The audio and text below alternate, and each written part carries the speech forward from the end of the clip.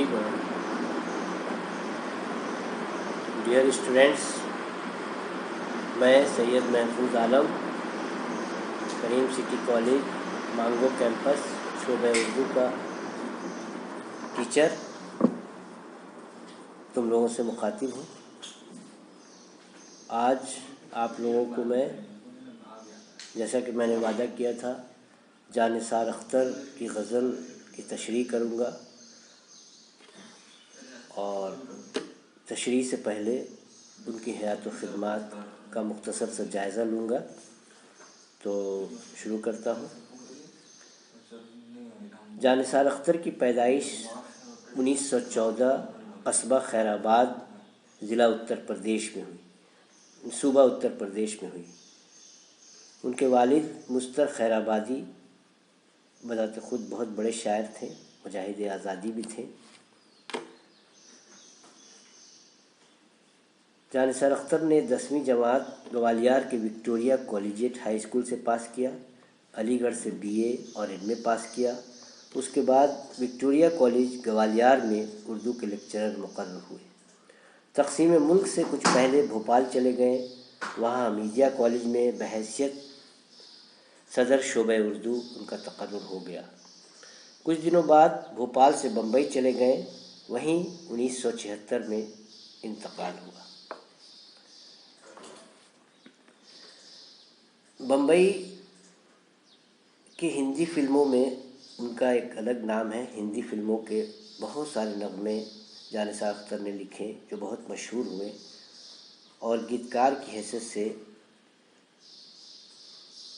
उनका एक बड़ा नाम है। मौजूदा गीतकार, शायर, साबिक़ पार्लियामेंटेरियन जावेद अख्तर उन्हीं के बेटे हैं। जानिसार अख्तर के शेरी मजमूए सलासिल, तारे गिरेबां, नज़रे बुता, जावेदां, घर आंगन, खाके दिल और पिछले पहर, यानी उन्होंने 7 शेरी मजमूए अपने पीछे छोड़े। अब उनकी गज़ल की शुरुआत की जाए।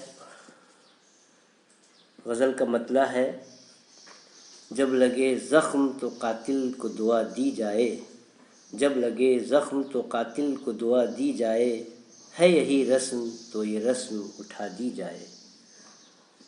उर्दू शायरी में कातिल को हमेशा जालिम, जाबिर, बुरा ऐसे ही नामों से याद किया जाता रहा है हमेशा।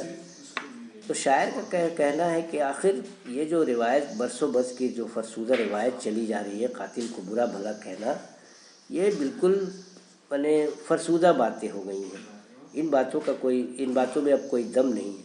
क्यों ना माने इस रस्म को ख़त्म कर दिया जाए, इन बातों को ख़त्म कर दिया जाए, बल्कि कातिल को अब बजाय बुरा भला कहने के कातिल को दुआएं दी जानी चाहिए। है यही रस्म तो ये रस्म उठा दी जाए। अगर ये रस्म चली आ रही है कि कातिल को हम बुरा भला कहें, तो ये रस्म उठा दी जाए। अब हम कातिल को दुआएं दें। ये था मतले का शेर। दूसरा शेर है, दिल का वो हाल हुआ है गमे दौरा के तले, दिल का वो हाल हुआ है गमे दौरा के तले, जैसे एक लाश चट्टानों में दबा दी जाए। ज़माने के गम से दिल का बुरा हाल है, दिल चकनाचूर हो चुका है। उसकी हालत उस लाश की तरह हो गई है जैसे चट्टानों या पत्थरों के नीचे दबा दिया जाए।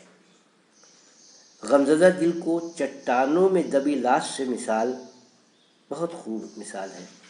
ये अच्छी तशबीह है और मैं समझता हूँ कि ये जानिसार अख्तर की तशबीहात का एक खासा है। उन्हें तशबीह देने में, मिसाल देने में मलका हासिल है। तीसरा शेर है, हमने इंसानों के दुख दर्द का हल ढूंढ लिया, हमने इंसानों के दुख दर्द का हल ढूंढ लिया, क्या बुरा है जो ये अफवाह उड़ा दी जाए। शायर कहता है कि माहौल में, दुनिया में बहुत सारे अफवाहें जो गर्दिश करती रहती हैं। हमेशा कोई ना कोई अफवाह माने माहौल में गर्दिश करती रहती है। तो शायर कहता है कि हम ऐसी कोई अफवाह क्यों न उड़ा दें कि हमने इंसान के दुख दर्द का हल ढूंढ लिया, यानी इंसानों के दुख का मदावा होगा, इंसान के दुख का कोई हल निकल जाएगा, इंसान अब दुखी नहीं रहेगा, बल्कि वो माने माने आराम ही आराम रहेगा। इस तरह की अफवाह अगर हम उड़ा देते हैं तो इसमें क्या बुराई है? कम से कम इस अफवाह को उड़ा देने में कम से कम कुछ लोगों को सुकून तो मिलेगा, वक्ती खुशी तो हासिल होगी कि अब चलिए अब माने दुख का कोई सिलसिला ही नहीं रहेगा, अब सुख ही सुख होंगे, ज़िंदगी में आराम ही आराम होगा। तो शायर ने मैंने एक अच्छी मैंने समझिए कि बात निकाली है, एक अच्छा मैंने समझिए कि मजमून मैंने इस शेर में ढाला है जो बहुत अच्छा है। चौथा शेर है कि हमको गुजरी हुई सदियाँ तो न पहचानेंगी, हमको गुजरी हुई सदियाँ तो न पहचानेंगी, आने वाले किसी लम्हे को सदा दी जाए। हमको गुजरी हुई सदियाँ तो न पहचानेंगी, मिसरा जो है हमको गुजरी हुई सदियाँ तो न पहचानेंगी, यानी हम पीछे क्या थे, हमारे आबा व अजदाद ने क्या किया, हम ज़मींदार थे, हम बहुत अमीर थे, हमने बहुत कारनामे हमारे आबा व अजदाद ने दिया, इससे कुछ होने वाला नहीं है।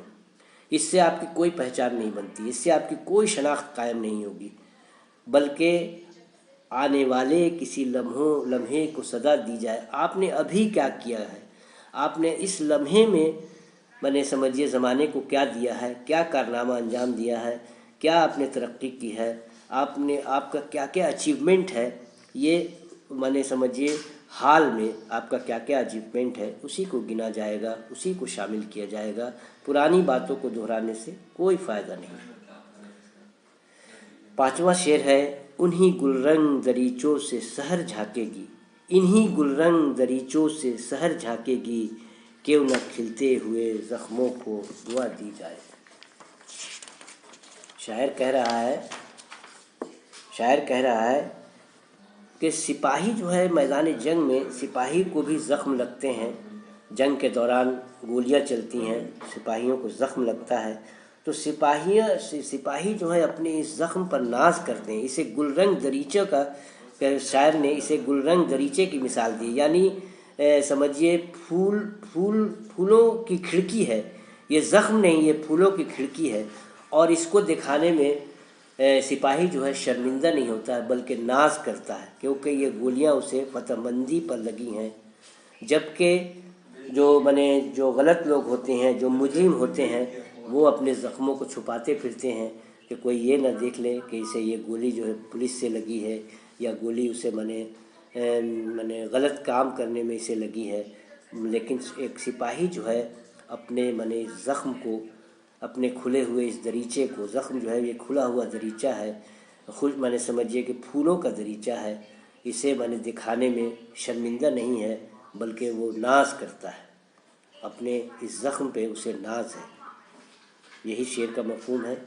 अब आखिरी शेर है, हमसे पूछो कि गज़ल क्या है, गज़ल का फ़न क्या, हमसे पूछो कि गज़ल क्या है, गज़ल का फ़न क्या, चंद लफ्ज़ों में कोई आग छुपा दी जाए। शायर कह रहा है कि गज़ल बस आशिक व माशूक का नाम नहीं है, गज़ल सिर्फ इश्क की बातें करने का नाम नहीं है। गज़ल का फ़न ये है कि उसमें जैसे कि अल्फाज के दायरे में जैसे लगता है कि कोई आग छुपा दी जाए, कोई शोला भड़क रहा है, कोई चिंगारी भड़क रही है, ये है गज़ल का मफ़हूम। गज़ल आशिक और माशूक की कोई बात नहीं है, गज़ल जुल्फ़ व कमर की बात नहीं है। गज़ल जो है समझिए कि महबूब की खूबसूरती को गिनवाने का नाम नहीं है, बल्कि गज़ल जो है वो आग ऐसा है कि